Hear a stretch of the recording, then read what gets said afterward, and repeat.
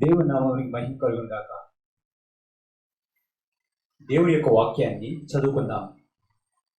యోహాను సువార్త 21వ అధ్యాయం 1వ వచనం నుంచి చదువుతున్నాను.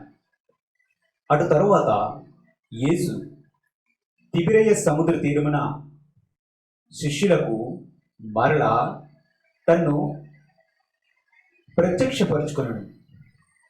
ఆయన తన్ను ప్రత్యక్షపరుచుకున్న విధమేదనగా సీమోను పేతురును, దిదుమా అనబడిన తోమాయు, గలిలయలోని కానా అని ఊరువాడగు నతనయేలును, జెబెదయి కుమారులను, ఆయన శిష్యులలో మరి ఇద్దరును కూడియుండిరి. సీమోను పేతురు, నేను చేపలు పట్టబోదునని వారితో అనగా, వారు, మేమును నీతో కూడా వచ్చేదమని వారు వెళ్ళి దోణి ఎక్కిరి. కానీ ఆ రాత్రి ఏమీ పట్టలేదు.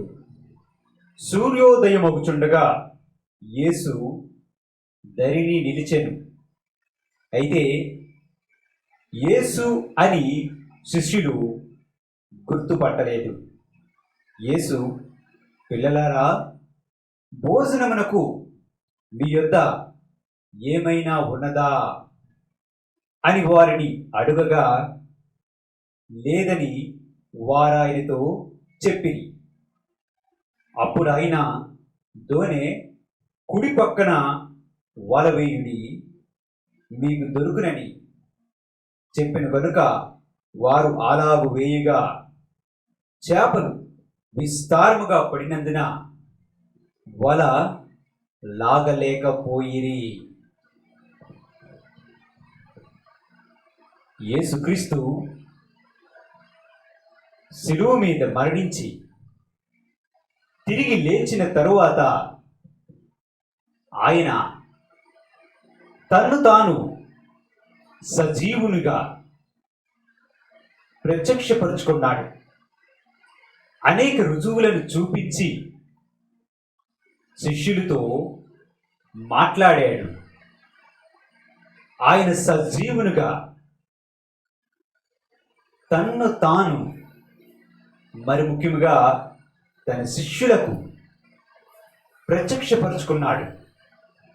నేను సజీవునిగానే ఉన్నాను, నేను మృతుల్లో నుండి తిరిగి లేచాను, పరలోక రాజ్యం గురించినటువంటి సువార్తను ప్రకటించాను కదా, మీరును నాతో కూడా ఉన్నారు కదా, అనేకమైనటువంటి అద్భుతములను, సూచక్రియలను మీరు చూచారు. ఇదిగో మీ విశ్వాసాన్ని బలపరుచుకోండి, నేను సజీవునిగానే ఉన్నాను అని చెప్పి యేసు ప్రభు శిష్యులను బలపరుస్తూ ఉన్నాడు. వారి విశ్వాసాన్ని బలపరుస్తూ ఉన్నాడు. మీరు వ్యర్థముగా నాతో కూడా ఈ 3.5 సంవత్సరములు పరిచర్య చేయలేదు, కానీ ఇదిగో నేను చెప్పిన మాటలు నిజం, పరలోక రాజ్యం నిజం, నేనే క్రీస్తయ్యున్నాను, నేనే దేవుని కుమారునయ్యున్నాను, నా యందు మీరు ఉంచినటువంటి విశ్వాసము వ్యర్థము కాదు, అనేక మందిని మీరు నా కొరకు సంపాదించాలి అని నేను మిమ్మల్ని ఏర్పరచుకున్నాను. కాబట్టి మీరు విశ్వాసములో బలపడండి. మీరు నమ్మినది, మీరు చూచినది, మీరు విశ్వసించినటువంటి క్రీస్తైన నన్ను పూర్తిగా విశ్వసించండి అని వారి విశ్వాసాన్ని ఆయన బలపరుస్తూ వస్తున్నాడు. ఈ సందర్భానికి ముందు యేసుక్రీస్తు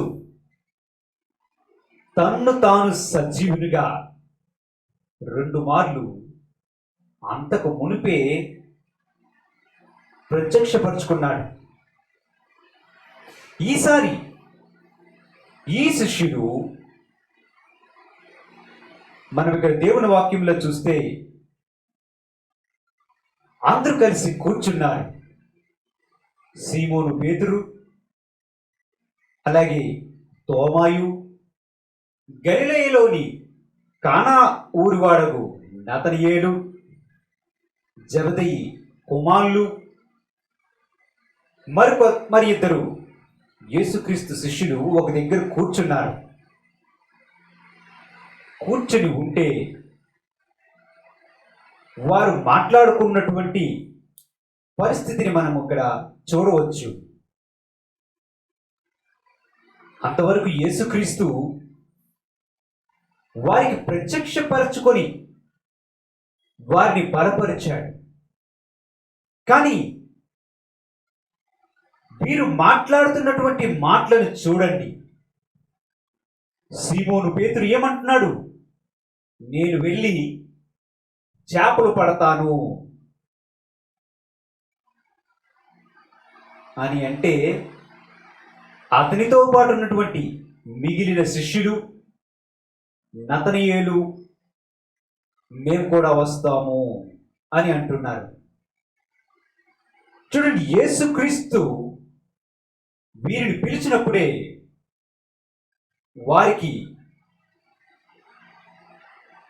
వారి పట్ల తన చిత్తమేంటో బయలుపరిచాడు. ఆయన వారికి ఏర్పరచుకున్నప్పుడే వారితో చెప్పాడు, నేను మిమ్మల్ని మనుష్యులు పట్టు జాలరులుగా చేస్తాను అన్నాడు. చూడండి, మార్కు సువార్త 1వ అధ్యాయం 16వ వచనం నుంచి చదువుతున్నాను. ఆయన గలిలయ సముద్ర తీరమున వెళ్ళుచుండగా సీమోను సహోదరుడు ఆంద్రేయు సముద్రములో వలవేయుట చూచెను. వారు జాలరులు. యేసు, నా వెంబడి రండి, నేను మిమ్మను మనుష్యులను పట్టు జాలరులుగా చేసేదనని వారితో చెప్పాను. వెంటనే వారు తమ వలలు విడిచి ఆయనను వెంబడించిరి. ఆయన ఇంకా కొంత దూరము వెళ్ళి జబదయి కుమారుడగు యాకోబును అతని సహోదరుడగు యోహానును చూచెను. వారు దోణిలో ఉండి తమ వలలు బాగు చేసుకొనుచుండిరి. వెంటనే ఆయన వారిని పిలువగా వారు తమ తండ్రి అయిన జబదయిని దోణిలో జీతగాండ్రి దగ్గర విడిచిపెట్టి ఆయనను వెంబడించిరి. సీమోను పేతురుడు అతని సహోదరుడు ఆంద్రేయ సముద్రములో వల వేస్తూ ఉన్నారు. యేసుక్రీస్తు ఆ గలిలయ సముద్ర తీరమున ఉన్నాడు. ఎక్కడో సముద్రములో వలలు వేస్తున్నటువంటి 2 అన్నదమ్ములను ప్రభు చూచాడు.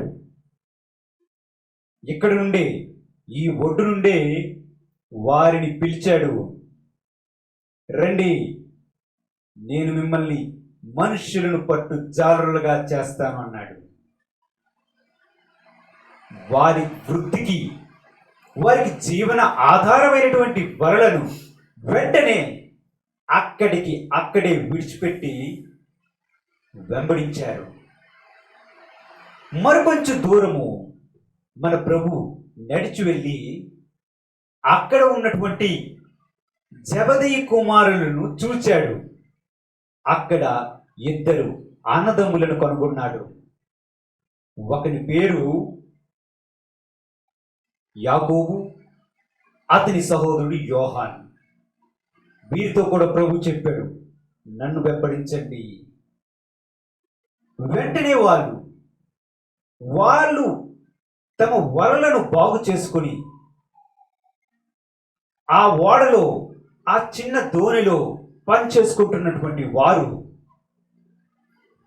తమ తండ్రి కూడా అక్కడే ఉండడం, ఆ తండ్రిని కూడా తమ వద్ద పనిచేస్తున్నటువంటి జీతగాల దగ్గర విడిచిపెట్టి ఆ దోణెను, ఆ వలలను చివరికి తమ సొంత తండ్రి అయిన జబదీని కూడా విడిచిపెట్టారు. యేసుక్రీస్తును వెంబడిస్తున్నప్పుడు,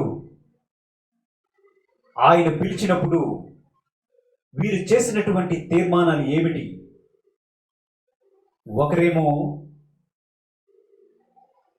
పేతురు, అతని సహోదరుడు ఆంద్రేయ వారి జీవన ఆధారాన్ని, వారి వలలను విడిచిపెట్టి వెంటనే వచ్చేశారు.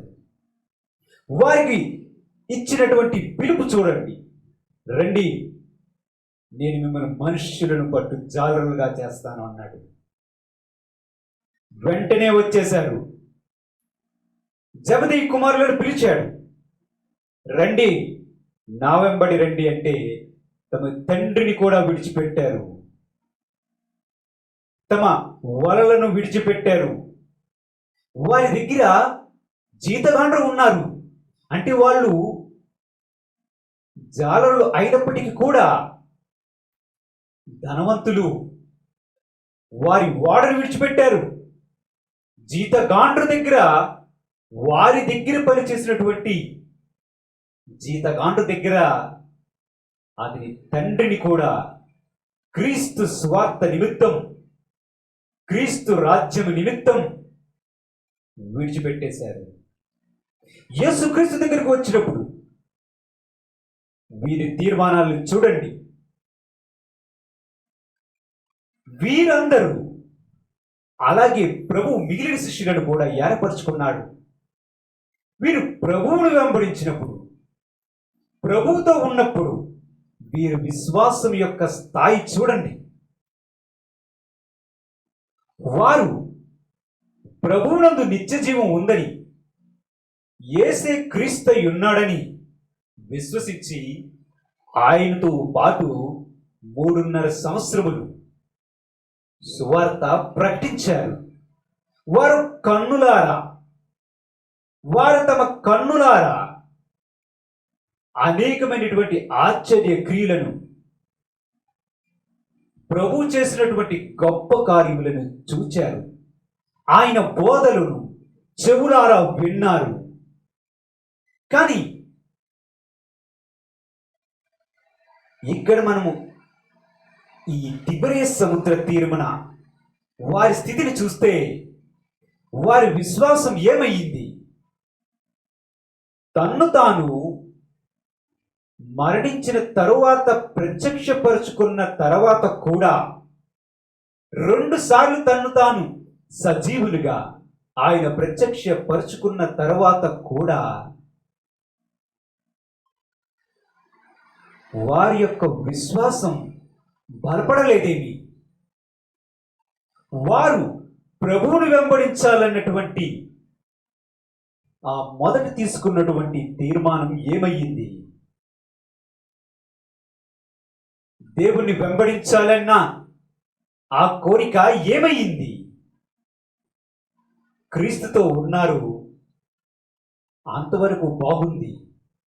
వారు క్రీస్తుతో ఉన్నంత కాలం మనం దేవుని యొక్క వాక్యంలో చూడొచ్చు, ఏనాడు కూడా ఆ 3.5 సంవత్సరంలో ఏనాడు కూడా వారు తిరిగి తమ దోణిల వైపు గాని, తమ వృత్తి వైపు గాని, తమ వలల వైపు గాని తిరిగి చూడలేదు. చూసారా? ఇప్పుడు యేసు ప్రభు వారి దగ్గర భౌతికంగా లేడు, కానీ ఆయన తను తాను ప్రత్యక్షపరుచుకొని వారి విశ్వాసాన్ని బలపరుస్తూనే ఉన్నాడు. ఇప్పుడు వారికి క్రీస్తుతో ఉన్నటువంటి సహవాసం కొంచెం దూరం అవుతూ ఉన్నట్లుగా మనం చూస్తున్నాం. మొదటిసారి ప్రత్యక్షమయ్యాడు. తర్వాత మరికొన్ని దినముల తర్వాత ఆయన తను తాను ప్రత్యక్షపరుచుకున్నాడు. ఈ మధ్యలో కొన్ని దినముల తర్వాత మరలా ప్రత్యక్షపరుచుకున్నాడు. ఈ మధ్యలో జరిగినటువంటి దినముల సంఖ్య చూస్తే అవి ఎక్కువగా లేవు. కానీ ఈ కొద్ది దినముల్లోనే వారి ఆలోచనల్లో మార్పు జరుగుతూ ఉంది. ఎందుకని? చూడండి, క్రీస్తుతో సహవాసం మనం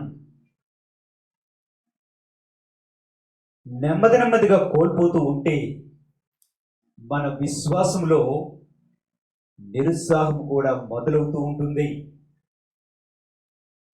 మీరు దేవునితో, దేవుని యొక్క వాక్యముతో మీ సహవాసం క్రమేపీ దూరం అయిపోతూ ఉంటే మీలో ఒక రకమైనటువంటి నిరుత్సాహం, ఒక రకమైనటువంటి భావన మీలో కలుగుతూ ఉండడం మీరు గమనించవచ్చు. అనేక సార్లు సంతృప్తికరమైనటువంటి దేవుని యొక్క వాక్యం మనకి అందకపోయినప్పుడు, దేవుని బిడ్డలతో మనకి సహవాసం లేకపోయినప్పుడు మన ఆత్మలో ప్రతి ఒక్కరూ కూడా ఇలాంటి నిరుత్సాహాన్ని, ఈ విశ్వాసంలో సన్నగిల్లిపోయే పరిస్థితిని మనము అనుభవపూర్వకంగా గుర్తిస్తూ ఉంటాం. ఈ శిష్యుడు తమను తాము అనేక సార్లు బలపరుచుకోవాలి అని ప్రభువు కోరుకున్నాడు. కానీ క్రీస్తు యొక్క సహవాసం కొంచెం దూరం అయినప్పటికే వారు విశ్వాసంలో నిరుత్సాహాన్ని అనుభవిస్తూ ఉన్నారు. ఈ పరిస్థితి మనమందరం కూడా గమనించవచ్చు. మనకు కావలసింది క్రీస్తుతో అనుదిన సహవాసం. చూడండి, మీలో అనేక మంది ఈ నిరుత్సాహాన్ని గమనించవచ్చు. ఒక రకమైనటువంటి సంతోషం, దేవుని సన్నిధిలో నిజమైన సంతోషం ఉంది. ఆ సంతోషాన్ని మీరు దేవునితో గడిపినప్పుడు, ప్రార్థనలో గడిపినప్పుడు, దేవుని వాక్యం చదువుతున్నప్పుడు మీరు గడిపినప్పుడు ఉండే ఆ సంతోషం మీరు క్రమేపీ మాయమవుతున్నట్లుగా మీరు గమనిస్తూ ఉన్నారా? అయితే మీరు తెలుసుకోవలసిన విషయం ఒకటి ఉంది. మీరు దేవుని సహవాసానికి దూరం అవుతున్నారనే అర్థం. ఇంత బలముగా సేవ చేసినటువంటి ఈ శిష్యులు కొన్ని దినములు క్రీస్తు వారి దగ్గరికి లేకపోయినప్పటికీ నేను చేపలు పట్టడానికి వెళ్తాను అని అంటే, మిగతా వారు కూడా మేము వస్తామంటున్నారు. ఏంటి పరిస్థితి? ఏమైంది వారి తీర్మానం? క్రీస్తును మొదటిలో వెంబడించినటువంటి ఆ విశ్వాసం, క్రీస్తు వారిని పిలిచినటువంటి పిలుపు ఏమయ్యింది? క్రీస్తు సహవాసం మీరు క్రమేపీ కోల్పోతూ ఉంటే మీలో ఉన్న విశ్వాసం, మీలో ఉన్నటువంటి ఆ ఉత్సాహం నిరుత్సాహంగా మారిపోయే ప్రమాదం ఉంది. మనం ఇక్కడ చూస్తున్నటువంటి వ్యక్తులను గమనిస్తే, అక్కడ యేసు ప్రభు శిష్యులతో పాటు ఒక వ్యక్తి ఉన్నాడు. ఆ వ్యక్తి పేరు నతానియేలు. నతానియేలు యేసుక్రీస్తు యొక్క శిష్యుడు కాదు. యేసుక్రీస్తు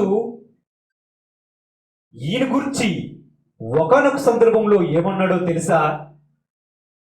మనం దేవుని యొక్క వాక్యంలో చూస్తే, యోహాను సువార్త 1వ అధ్యాయం 43వ వచనం నుంచి చదువుతున్నాను. మరునాడు ఆయన గలిలయకు వెళ్ళగోరి ఫిలిప్పును కనుకొని నన్ను వెంబడించు అని అతనితో చెప్పాను. ఫిలిప్పు బేత్సయిదావాడు, అనగా ఆంద్రేయ, పేతురు అను పట్టణపు కాపురస్తువాడు. ఫిలిప్పు నతనయేలును కనుగొని ధర్మశాస్త్రములో మోషేయు ప్రవక్తులను ఎవని గూర్చి వ్రాసిరో ఆయనను కనుగొంటిమి. ఆయన యోసేపు కుమారుడైన నజరేయుడగు యేసు అని అతనితో చెప్పాను. అందుకు నతనయేలు, నజరేతులో నుండి మంచిది ఏదైనా రాగలదా అతన్ని అడగ్గా, వచ్చి చూడుము అని ఫిలిప్పు అతనితో ఆయనను. యేసు నతనయేలును తన యొద్దకు వచ్చేట చూచి, ఇదిగో ఇతడు నిజముగా ఇశ్రాయేలీయుడు, ఇతని యందు ఏ కపటమును లేదని అతని గూర్చి చెప్పెను. యేసు ప్రభు గలిలయలోకి వెళ్ళగోరి ఫిలిప్పు అని ఒక వ్యక్తిని చూశాడు. ఆ ఫిలిప్పును చూచి తన శిష్యునిగా చేర్చుకోవడానికి ప్రభు ఇష్టపడి, నన్ను వెంబడించు అని చెప్తే ఫిలిప్పు వెంటనే ప్రభువుని వెంబడించడం ప్రారంభించాడు. ఈ ఫిలిప్పు తనకు తెలిసినటువంటి నతనయేలు అనే ఒక వ్యక్తిని దగ్గరికి వెళ్ళి, నతనయేలు, ధర్మశాస్త్రములో రాశారు కదా మెస్సయ్య వస్తాడు అని. ఆ మెస్సయ్యని మేము కనుగొన్నాం. మోషే రాశాడు, ప్రవక్తలు రాశారు. ఏ మెస్సయ్య, ఏ క్రీస్తు గురించి ధర్మశాస్త్రంలో రాయబడి ఉందో నేను కనుక్కున్నాను అతన్ని అంటే ఈ నతనయేలు, అలాగా నజరేతులో నుంచి ఏదైనా మంచిది రాగలదా అని ప్రశ్నించాడు. వెంటనే ఫిలిప్పు, నువ్వు వచ్చి అనుభవపూర్వకంగా తెలుసుకుంటే బాగుంటుంది కనుక రా అని పిలిచాడు. వెంటనే నతనయేలు ఫిలిప్పుతో పాటు యేసు ప్రభు దగ్గరికి వెళ్తుండగా ఆయన ఏ మాట మాట్లాడక మునిపే, నతనయేలు ఏ మాట గురించి చెప్పకపోవడం మునిపే, ఫిలిప్పు ఏ విషయము అతని గురించి తెలపక మునిపే యేసు ప్రభు ఇలా మాట్లాడుతున్నాడు, ఇతడు నిజముగా ఇశ్రాయేలీయుడు, ఇతని యందు ఏ కపటము లేదు అని ప్రభు సాక్ష్యమిచ్చాడు. చూడండి, దేవుడి చేత ఒక వ్యక్తి నిర్దోషి అని ఎంచబడడం, ఆత్మలో కపటము లేనివాడు ధన్యుడు అని దేవుని యొక్క వాక్యం సెలవిస్తూ ఉంది. నతనయేలు గురించి యేసుక్రీస్తు ఇచ్చినటువంటి సాక్ష్యం చూడండి. నతనయేలు యొక్క హృదయం చూడండి, అతని యందు ఏ కపటము లేదు. హృదయం అన్నిటికంటే ఘోరమైన వ్యాధి కలిది. అటువంటి ఘోరమైనటువంటి వ్యాధితో అనేక మంది సతమతమవుతుంటే ఈ నతనయేలు మాత్రం కపటము లేనివాడిగా ఉన్నాడు. కపటము లేని ఈ వ్యక్తిని చూచి సాక్షాత్తు మన ప్రభు అయిన యేసుక్రీస్తే సాక్ష్యమిచ్చాడు, ఇతని యందు ఏ కపటము లేదని. నతనయేలు ఏ కపటము లేనివాడైనప్పటికీ యేసుక్రీస్తు అతని శిష్యునిగా చేర్చుకోలేదు. ఆ తరువాత ఈ నతనయేలు చూడండి, మన దేవుని యొక్క వాక్యంలో చూస్తే ఇలా అంటున్నాడు, ప్రభు నీవు నన్ను ఎలాగూ ఎరుగుదువు అంటే ప్రభు చెప్తున్నాడు, యేసు ఫిలిప్పు నిన్ను పిలవక మునిపే నీవు అంజూరపు చెట్టు కింద ఉన్నప్పుడే నిన్ను చూచి తిని అని చెప్పాడు. నతనియేలు, ఫిలిప్పు నీ దగ్గరకు వచ్చి నన్ను గూర్చి మాట్లాడక మునిపే నీవు అంజూరపు చెట్టు కింద కూర్చున్నావు కదా, అప్పుడే నిన్ను చూచాను అని అంటే నతనియేలు ఆశ్చర్యపడ్డాడు. నతనియేలు, ప్రభువా, ఎలా ఇది సాధ్యమైంది? నువ్వు నిజముగా ఏమంటున్నాడో చూడండి. నువ్వు నిజముగా దేవుని కుమారుడువు. అక్కడ దేవుని యొక్క వాక్యం చూస్తే 49వ వచనంలో నతనియేలు ఎలాగంటున్నాడు, బోధకుడా, నీవు దేవుని కుమారుడువు, ఇశ్రాయేలు రాజువు అని అన్నాడు. నువ్వు దేవుని కుమారుడు అయ్యా? ప్రభు అంటున్నాడు, ఏంటి నువ్వు చెట్టు కింద ఉన్నావని చెప్పినందుకే నీవు నన్ను నమ్ముతున్నావా? అయితే దీనికంటే గొప్ప కార్యములు చూడగలవు. మనుష్య కుమారుడికి పైగా దేవదూతలు ఎక్కుటయు దిగుటయు ఆకాశము తెరవబడుటయు చూస్తావు అని అంటే అతని విశ్వాసం ఎంతగానో బలపడింది. అతడు క్రీస్తునందు విశ్వాసం ఉంచినటువంటి వ్యక్తిగా మారాడు. కానీ ఇతడు శిష్యుడు కాలేదు. ఈ నతనియేలు మనం దేవుని యొక్క వాక్యంలో చూస్తే తిబెరియు సముద్ర తీరమున కూర్చున్నటువంటి శిష్యులతో పాటు ఉన్నాడు. చూడండి, ఇతడు వీరితో ఎందుకు సహవాసం చెయ్యాలి? వీరి దగ్గరికి ఎందుకు రావాలి? చూడండి, వీరు దేవుని బిడ్డలని, క్రీస్తు యొక్క శిష్యులని, వీరితో ఉంటే దేవునికి దగ్గరగా ఉండే భాగ్యం దొరుకుతుంది కదా అని సహవాసం చేయాలని వచ్చాడు. దేవునితో పాటు ఉండే అవకాశాన్ని, శిష్యుడిగా ఉండే అవకాశం నాకు ఎలాగూ లేదు, కనీసం ఈ శిష్యులతో పాటు ఉంటే వారు ప్రభు దగ్గర నేర్చుకున్నటువంటి విషయాల్ని నేను కూడా నేర్చుకోవచ్చేమో, వారు బలపడినంతగా నేను బలపడొచ్చేమో అని అనుకున్నాడేమో. వీరితో సహవాసం చేయాలని వచ్చాడు. ఏ కపటము లేకుండా పూర్ణ హృదయముతో దేవుణ్ణి వెంబడించే వ్యక్తిలాగా నతనియేలు కనిపిస్తున్నాడు.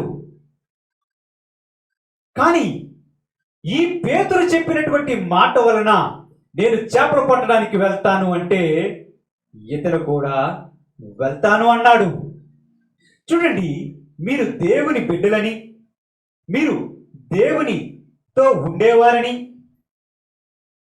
మీరు దేవుని కొరకు నిలబడే ఆయన సేవకులు వంటి వారని, మీతో ఉంటే దేవుని వద్ద నుంచి ఆశీర్వాదం పొందుతానని, దేవునిలో బలపడుతానని, దేవుని యందు మరికొంత బలంగా ఉంటానని నీ దగ్గరికి వస్తున్నారు కదా.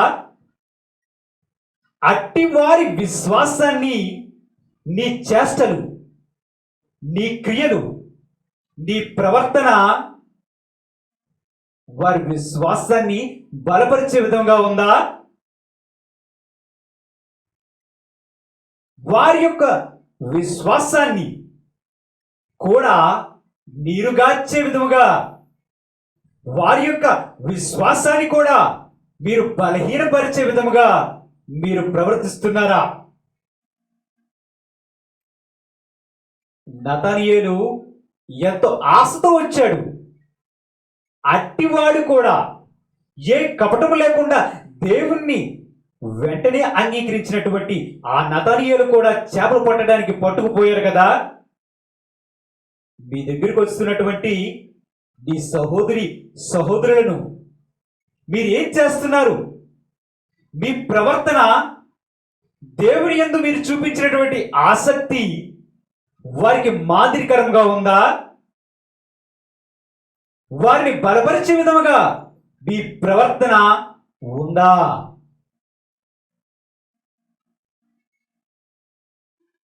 దేవుని యొక్క సహవాసం నుంచి దూరంగా పోతూ ఉంటే విశ్వాసంలో నిరుత్సాహం కలుగుతుంది. ఇటువారు కాదు మనకు కావాల్సింది. చూడండి, దేవుని యొక్క వాక్యం చూస్తే కీర్తన గ్రంథం 122వ అధ్యాయం 1వ వచనాన్ని చదువుతున్నాను. యెహోవా మందిరమునకు వెలుదువని జనులు నాతో అనినప్పుడు నేను సంతోషించి తిని. దావీదు రాసిన కీర్తన చూడండి. దావీదు ఒక మహారాజు, ఒక చక్రవర్తి. అతని దగ్గర జనులు వచ్చి, రాజా, యెహోవా మందిరానికి వెళ్దామా, దేవుని సన్నిధిలో గడుపుదామా అని అడిగితే అతడు గొప్ప సంతోషభరితిగా అయ్యిందాడట. దేవుని పట్ల ఉన్నటువంటి ఆసక్తి చూడండి. చుట్టూ ఉన్నటువంటి ప్రజలను చూడండి. ప్రజలు ఆయన దగ్గరికి వచ్చి, ఒక రాజు దగ్గరికి వచ్చి, దేవుని మందిరానికి వెళ్దామా, దేవుని సన్నిధిలో గడుపుదామా అని అడుగుతున్నారు. చూడండి, ఒకరి విశ్వాసాన్ని ఒకరు బలపరిచే విధముగా ఉండాలి. ఒకరి విశ్వాసాన్ని ఒకరు పురుకొల్పి తట్టి లేపే విధముగా మన చుట్టుపక్కల ఉన్నటువంటి వ్యక్తులను ఏర్పరచుకోవడం ఎంతో ముఖ్యం సుమా. మీరు నిరుత్సాహంలోకి వెళ్ళిపోయి క్రీస్తునందు ఉన్నటువంటి విశ్వాసంలో నిరుత్సాహాన్ని చూపిస్తూ మీ చుట్టుపక్కల ఉన్న వారిని నిరుత్సాహంలోనికి నెట్టివేస్తున్నారా? మీ దగ్గరికి వచ్చిన వారిని మీరు బలపరచాల్సింది పోయి, మీ దగ్గరికి వచ్చినటువంటి దేవుని బిడ్డలను, నీ సహోదరులను నీవు మరింత నీరసంలోనికి, విశ్వాసంలో నిరుత్సాహానికి నెట్టివేస్తున్నారా? ఇట్టి ప్రజలను చుట్టుపక్కల కలిగి ఉండాలి. మన విశ్వాసాన్ని ప్రేరేపించే విధముగా దేవునితో గడపాలి, దేవునితో ఉండాలి, ఆయన సన్నిధిలో గడపాలి, దేవుని యొక్క శక్తిని అనుభవించాలి అన్న విధముగా ప్రేరేపించే వ్యక్తులను నీకు స్నేహితులుగా కలిగి ఉన్నావా లేదా? చుట్టుపక్కల ఉన్నవారు ఎట్టివారు? నీవు విశ్వాసివైతే, మరి ముఖ్యముగా నేటి కాలి పరిస్థితిని బట్టి చూస్తే దేవుని బిడ్డలు సంఘముగా ఆరాధించడానికి అనుకూలముగా లేని సమయం ఇది. దేవుని బిడ్డలు కలిసి ఆరాధించి దేవుని యొక్క సహవాసములో, క్రీస్తు బిడ్డల యొక్క సహవాసములో గడపలేని పరిస్థితులు ఇవి. నేడు ఉన్న పరిస్థితి ఈ లాక్డౌన్ కారణముగాను, మరే కారణముగాను మనం దీన్ని చూస్తూ ఉన్నాం. రేపు భవిష్యత్తులో మరి వేరే కారణం చేత,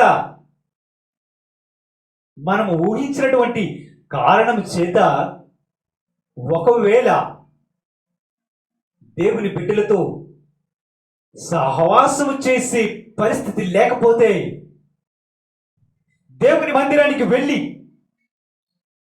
కలిసి ఆరాధించే పరిస్థితి లేకపోతే నువ్వేం చేస్తావు? ఈ సమయంలో నీ సహవాసం దేనితో ఉంటుంది? నీ సహవాసం ఎవరితో ఉంటుంది? నీ దైవజనుడితో సహవాసం ఉందా? దేవుని మాటలు చెప్పి నిన్ను బలపరిచే వ్యక్తులతో నీ సహవాసాన్ని కొనసాగిస్తున్నావా? మరి దీనితో నీ సహవాసం, నిన్ను నీవు పరీక్షించుకునే సమయం ఇది. దేవుని బిడ్డలతో సహవాసం ముఖ్యం. నీవు ఒంటరిగా ఉండి ప్రార్థన చేసుకోవచ్చేమో కానీ దేవుని బిడ్డలతోని సహవాసం అవసరం. ఒకరిని ఒకరు బోధించుకునే, ఒకరిని ఒకరు హెచ్చరించుకునే, ఒకరిని ఒకరు సరిదిద్దుకునే సహవాసం కావాలి.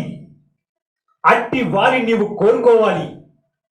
నతనీయేలు వచ్చాడు. నతనీయేలు అనుకున్నాడు యేసుక్రీస్తు శిష్యుడితో ఉంటే బాగుంటుంది అని. కానీ వారు ఎక్కడికి వెళ్ళారు? యెహోవా మందిరానికి వెళ్ళారా? చేపలు పట్టడానికి వెళ్ళారు. ఏ తీర్మానం అయితే యేసును వెంబడించాలి అని వారు మొదటి దినమును తీసుకున్నారు, ఆ తీర్మానం ఏమయ్యింది? ఆ విశ్వాసం ఏమయ్యింది? ఆ నిరీక్షణ ఏమయ్యింది? తను ప్రత్యక్షపరుచుకున్న తర్వాత కూడా మరలా విడిచిపెట్టినటువంటి వారి దగ్గరకు పోతారేమి? మరలా అదే ధోని యొద్దకు వెళ్తారెందుకు? దేవుని యొక్క వాక్యంలో చూస్తే యోహాను సువార్త 21వ అధ్యాయంలో సీమోను పేతురు ఇలా అంటున్నాడు, నేను చేపలు పట్ట బోధుని వారితో అనగా మేమును కూడా నీతో వచ్చేదమని వారు వెళ్ళి దోణి ఎక్కిరి, కానీ ఆ రాత్రి ఏమీ పట్టలేదు. సూర్యోదయమగుచుండగా యేసు ధరిని నిలిచెను. అయితే ఆయన యేసు అని శిష్యులు గుర్తుపట్టలేదు. రాత్రంతా దోణి ఎక్కారు, వలలు పట్టుకున్నారు, సముద్రములోనికి వెళ్ళారు, ప్రయత్నించారు, వారికి ఏమీ దొరకలేదు. మరునాడు ఉదయం సూర్యోదయము అగుచుండగా యేసు వారి దగ్గరికి, ఆ సముద్ర తీరం దగ్గరికి వచ్చి ఆ దరిని నిలిచాడు. యేసు ప్రభువుకు తెలియదా వీరు రాత్రంతా ప్రయాసపడిపోతున్నారు? రాత్రంతా సముద్రంలో వలలేసి అక్కడ పడతాయి, ఎక్కడ పడతాయి చేపలు, రే నువ్వు అటీసులు, నువ్వు ఇటు వెళ్ళు అని ఒకరినొకరు తర్జనభర్జనైపోయి చేపలు పట్టేద్దామని వెళ్ళిపోయారు కదా. ఏమైనా సంపాదించుకున్నారా? యేసు ప్రభుకి ఈ విషయం తెలీదా? పైన ఆకాశమున దేవుని కుడిపార్శ్వమున కూర్చుండు మన ప్రభువు దీన్ని చూడలేదంటారా?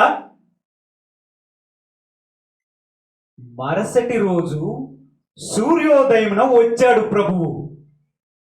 అంతవరకు రాలేదేమి? అంతవరకు రాలేదేమి? ముందే అరే వెళ్ళొద్దు, మీ పని ఇది కాదు అని ఆయన హెచ్చరించవచ్చు కదా. హెచ్చరించలేదేమి? చూడండి, దేవుడు మనకు ప్రతి విషయాన్ని నేర్పిస్తాడు. ఆయన తగిన సమయమందు స్పందిస్తాడు. ఆయన మనకు ప్రతి విషయాన్ని అనుభవపూర్వకంగా నేర్పిస్తాడు.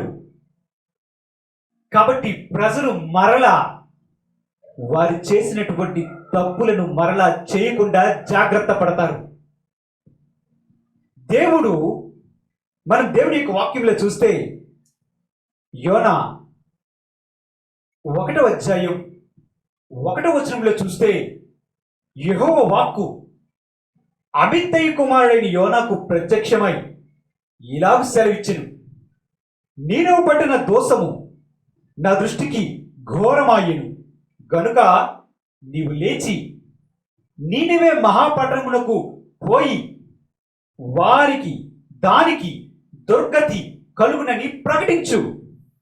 అయితే యెహోవా సన్నిధిలో నుండి తర్షీషు పట్టణమునకు పారిపోవాలని యోనా యొప్పేకు పోయి తర్షీషునకు ఒక ఓడను చూచి ప్రయాణమునకు కేవు ఇచ్చి యెహోవా సన్నిధిలో నిలువక వాడవారితో కూడా తర్షీషునకు పోవుటకు ఓడ ఎక్కెను.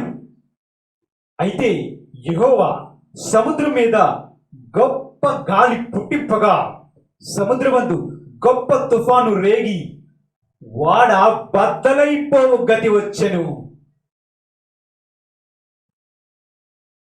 యోనాకి ప్రభు చెప్పాడు, నీనివే పట్టణస్థుల పరిస్థితి బాగోలేదు.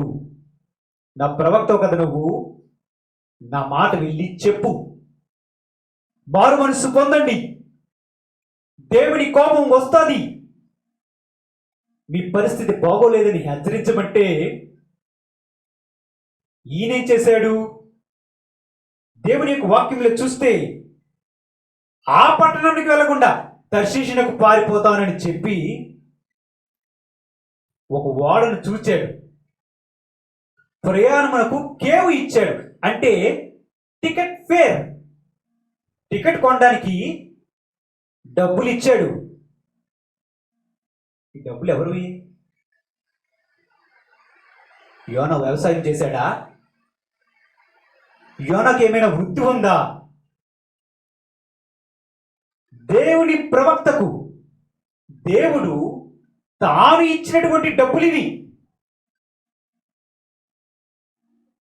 నేనిచ్చిన డబ్బులతో నేను చెప్పమని పని చేయకుండా నీకిష్టమైనటువంటి విధముగా ప్రవర్తిస్తూ వేరే దగ్గరికి వెళ్ళాలని ప్రయత్నం చేస్తున్నావా? నా డబ్బులు నువ్వు దేనికోసం ఉపయోగిస్తున్నావు? టికెట్ డబ్బులు ఎవరివి? యోనా సంపాదించినవా? దేవుడిచ్చినవి. నా డబ్బులు ఉపయోగిస్తూ నా ప్రవక్తగా నువ్వు చలామణి అవుతూ నేను చెప్పిన పని చేయకుండా నువ్వు వేరే దానికోసం దానికి ఖర్చు పెడుతున్నావా?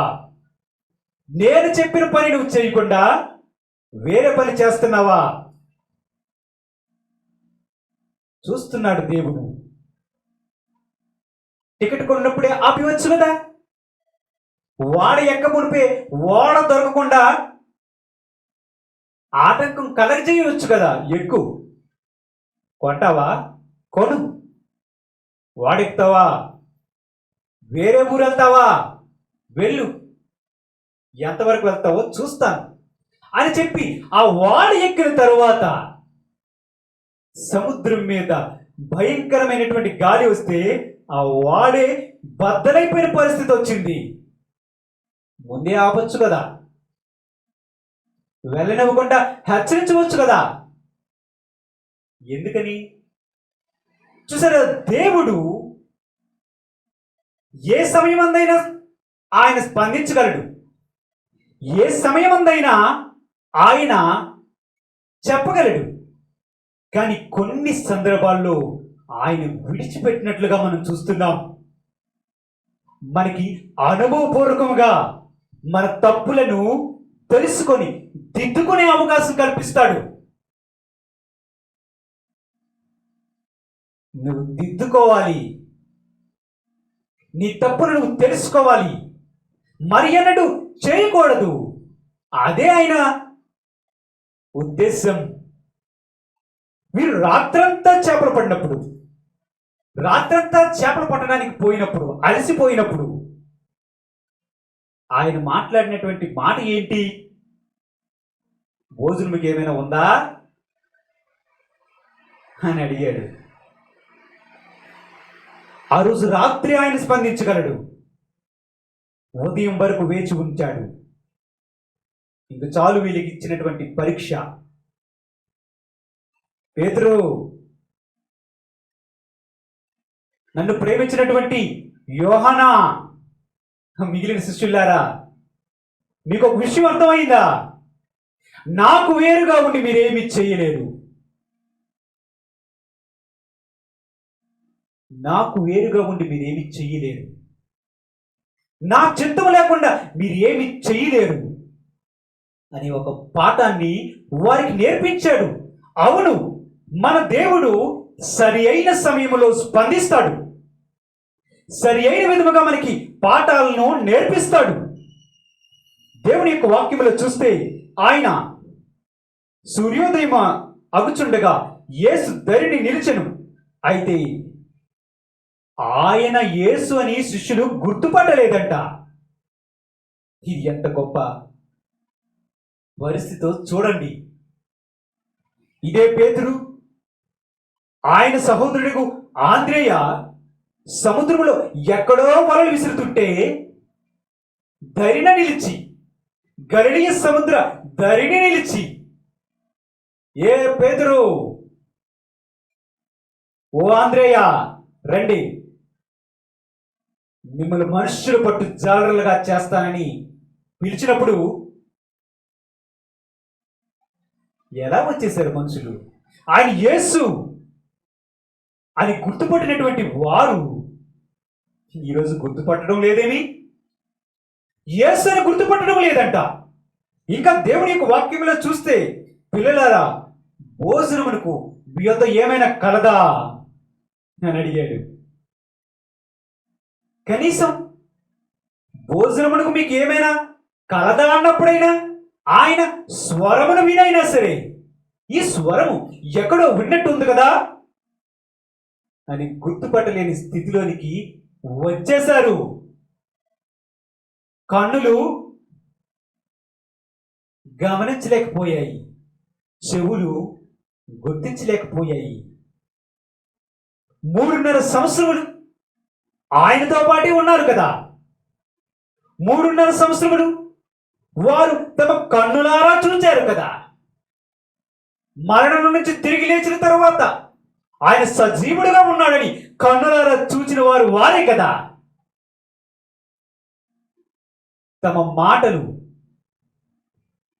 ప్రభు యొక్క మాటలు వీరు బహు దగ్గరగా ఉండి విన్నవారే కదా. తమను పిలిచిన వాని స్వరమును మరిచిపోయే దుర్గతి ఎందుకు వచ్చింది?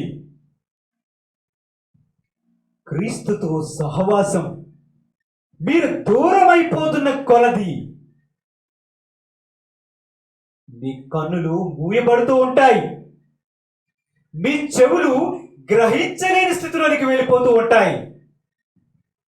దేవుడు స్వయంగా చెప్పాడు చూడండి, యోహాను సువార్త 10వ అధ్యాయంలో ఆయన ఏమంటున్నాడు? 3వ వచనములో ఆయన ఇలాగ సెలవిచ్చాడు, గొర్రెలు అతని స్వరము వినును, అతడు తన సొంత గొర్రెలను పేరు పెట్టు పిలిచి వాటిని వెలుపులకు నడిపించును. మరియు అతడు తన సొంత గొర్రెలన్నిటికి వెలుపులకి నడిపించినప్పుడు ఎలా వాటికి ముందుగా నడుచును. గొర్రెలు అతని స్వరమును ఎరుగును గనుక అవి అతనిని వెంబడించును. యేసు ప్రభు గొర్రెల కాపరి, మనము ఆయన పెంచుతున్నటువంటి గొర్రెలము. మనం మన ప్రభు అయిన క్రీస్తును ఎలా వెంబడిస్తాం? ఆయన స్వరమును వినే కదా. గొర్రెల కాపరి స్వరమును విని వెంబడిస్తాయి. అవే అతని గొర్రెలు, అతను పెంచుతున్నటువంటి గొర్రెలు అవే. కానీ ఈనాడు మనం ఈ సందర్భంలో చూస్తే యేసు యొక్క స్వరమును కూడా గుర్తుపెట్టలేని పరిస్థితి వచ్చిందే. యేసును కన్నులతో గుర్తుపట్టలేని పరిస్థితి వచ్చింది కదా. దేవుని సహవాసానికి, దేవుని యొక్క వాక్యానికి, దేవుని బిడ్డల సహవాసానికి దూరం అయిపోతూ ఉంటే అదే పరిస్థితి వస్తుంది. నేను ఒంటరిగా ప్రార్థన చేసేసుకుంటున్నాను, ఏదో ఆదివారమున లేదా ఏదో ఒక ఆదివారాన దేవుని సన్నిధికి వెళ్ళిపోతున్నాను, నా కానుకలు ఇచ్చేస్తున్నాను, నేను దేవునితో ఉన్నాను అనుకుంటే నీ భ్రమే. నువ్వు విశ్వాసంలో నిరుత్సాహానికి వెళ్ళిపోయే ప్రమాదం ఉంది. నేటి పరిస్థితిలో మరింత ప్రమాదం ఉంది. దేవుని బిడ్డల సహవాసంలో ఉండాలి. దేవుని వాక్యంతో నీకు సంబంధం ఉండాలి. నిన్ను హెచ్చరించే దైవజనుల సహవాసంలో ఉండాలి. ఒకరిని ఒకరు పురుగొల్పించుకునే ఒకరిని ఒకరు దేవుని వాక్యములో హెచ్చరించుకునే, ఒకరిని ఒకరు సరిదిద్దుకునే విశ్వాసుల గుంపులుగా ఉండాలి. విశ్వాసుల సహవాసములో ఉండాలి. అప్పుడే నీవు ముందుకి కొనసాగలుగుతావు. దేవుని యొక్క మాటలో చూస్తే వారు వెళ్ళారు, వారు ఏమి పట్టలేకపోయారు. ఆ తర్వాత ప్రభువు చెప్తున్నాడు, ఏమని చెప్తున్నారు? అప్పుడు ఆయన 6వ వచనములో, దోణి కుడి పక్కన వల వేయుడి, నీకు దొరకనని చెప్పెను గనుక వారు అలాగు చేయగా చేపలు విస్తారముగా పడినందున వల లాగలేకపోయారంట. చూడండి, వారు ఏదో ఉద్దేశంతో వెళ్ళారు, చేపలు పడదామని ఉద్దేశంతో వెళ్ళారు. ఆ చేపలు అమ్ముకోవడానికా తినడానికా అన్నది వేరే విషయం. కానీ వేరే విషయాల గురించి వారు వెళ్ళినట్టుగా మనం చూస్తున్నాం. యేసు ప్రభు వచ్చి కుడి పక్కన వేయండి అయ్యా, దొరుకుతుంది అని చెప్తే కుడి పక్కన వల వేసినట్లుగా చూస్తున్నాం. చూడండి, చేపలు ఎంత దూరంలో ఉన్నాయి వారికి? వారి పక్కనే ఉన్నాయి. చూడండి, మనం పొందాలనుకున్నటువంటి విషయాలు, మనం ఏదో సాధించాలి అనుకున్నటువంటి విషయాలు, మనం ఏదో ఆశీర్వాదం కావాలని ఈ లోకంలో ప్రయాసపడుతున్నటువంటి విషయాలు మనకు దగ్గరగానే ఉంటాయి. ఆశీర్వాదం మనకు అందుబాటులోనే ఉంటుంది. మనం పొందాలనుకున్న విషయాలు మన పక్కనే ఉంటాయి. కానీ నీవు గుర్తించలేవు. క్రీస్తును గుర్తించలేనటువంటి కన్నులు, క్రీస్తు యొక్క స్వరమును గుర్తించలేనటువంటి చెవులు ఆశీర్వాదాలు కావాలి అంటే పక్కనే ఉంటే ఎలా గుర్తిస్తాయి? ఎలా వస్తాయి? వారి యేసు మాట చెప్పున వేస్తే వారికి విస్తారముగా వచ్చాయంట. వారి వల నిండిపోయింది. 153 చేపలు పడ్డాయి. కానీ వల పిగిలిపోలేదు. వల ఇక మరికొన్ని చేపలను పట్టలేనంతగా పట్టింది. వల పిగిలిపోలేదు, వల తెగిపోలేదు. మనం ఏ పని చేసినప్పటికీ కూడా, ఒకవేళ మనము క్రీస్తు యొక్క సహవాసానికి దూరం అవుతున్నాము అంటే మనము రకరకాల కారణాలు చెప్పచ్చు. ఉద్యోగం అండి, పనండి, లేకపోతే ఇంకొకటండి అని చెప్పవచ్చు. ఏదో సాధిద్దామని చెప్పి క్రీస్తునకు దూరం అయిపోతున్నావా? అది నీకు దొరుకుతుంది అనుకుంటున్నావా? అది నీ పక్కన ఉన్నా నీకు దొరకదు. దేవుని మాట చెప్పున వేస్తే నువ్వు సంపూర్ణమైనటువంటి ఫలితాన్ని చూస్తావు. వలలో సగం చేపలు పడలేదండి, సంపూర్తిగా పడ్డాయి. వల పిగిలిపోలేదు అంటే వారికి జీవనాధారమైనటువంటి వల నష్టపోలేదు. వారి వృత్తికి లేదా నీ వృత్తికి, నీ పనికి క్రీస్తు యొక్క సహవాసం ఎన్నడూ ఆటంకం కాదు. నీకు నష్టం కలగదు, వల పగిలిపోదు, కానీ సంపూర్ణమైనటువంటి ఆశీర్వాదాన్ని చూస్తావు. ఏవేవో కారణాలు చెప్పి క్రీస్తులకు దూరంగా పోతూ విశ్వాసంలో నిరుత్సాహాన్ని అనుభవిస్తున్నారా? దేవునితో సహవాసం చేయండి. దేవుని ప్రజలతో సహవాసం చేయండి. దేవుని వాక్యంతో సహవాసం చేయండి. దేవుని బిడ్డలతో సహవాసం చేయండి. ఒకరితో ఒకరు అనుబంధం కలిగి హెచ్చరించుకొని సరిదిద్దుకునే స్థితిలో ఉంటే మనకి పరిస్థితి రాదు. ప్రార్థన చేసుకుందాం. స్తోత్రములు ప్రభువా, తండ్రి, కుమార, పరిశుద్ధాత్మ తండ్రి, మీ పాదములకు వందనాలు, స్తుతులు, స్తోత్రములు తండ్రి. అవును ప్రభువా, నీ సహవాసం మాకు ముఖ్యం. నీ సహవాసములోనే మేము పురికొల్పబడతాము తండ్రి. నీ సహవాసములోని మాకు నిత్యమైన సంతోషం ఉంది నాయన. నిన్ను ఎరుగుదమని చెప్పుకుంటూ నీకు దూరం అయిపోతూ దేవా, నీ సన్నిధిలో ఉన్న సంతోషాన్ని కోల్పోతున్నటువంటి నీ ప్రజలతో మాట్లాడము తండ్రి. నీ సహవాసం నుంచి దూరంగా వెళ్ళిపోతున్నటువంటి నీ బిడ్డలతో ఈనాడు మాట్లాడము తండ్రి.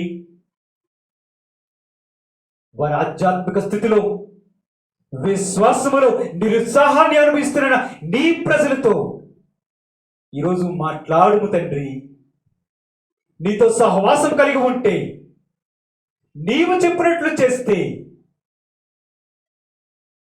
అభివృద్ధి ఉంటుందని, నీ సలహా ప్రకారం చేస్తే వారు పొందాల్సినవి పొందుతారు అని వారితో మాట్లాడినందుకు వందనాలు ప్రభువా. మా సొంత ప్రయత్నాలతోనూ వేరే వేరే కారణాలతోనూ నీకు దూరమై విశ్వాసములో నిరుత్సాహానికి చోటిస్తున్నటువంటి నీ ప్రజలకు నీవు చెప్పిన మాటను ఇదిగో ప్రభువా తండ్రి, వారిలో ఫలింపజేయము తండ్రి.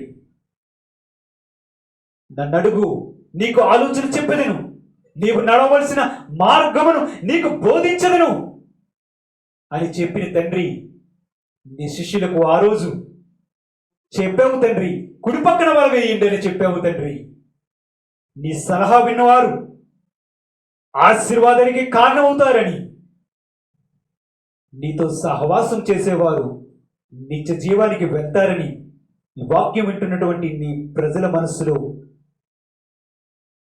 ఫలింపజేయమని యేసుక్రీస్తు నామమున అడుగుచూ ప్రార్థన చేస్తున్నాను తండ్రి. ఆమేన్.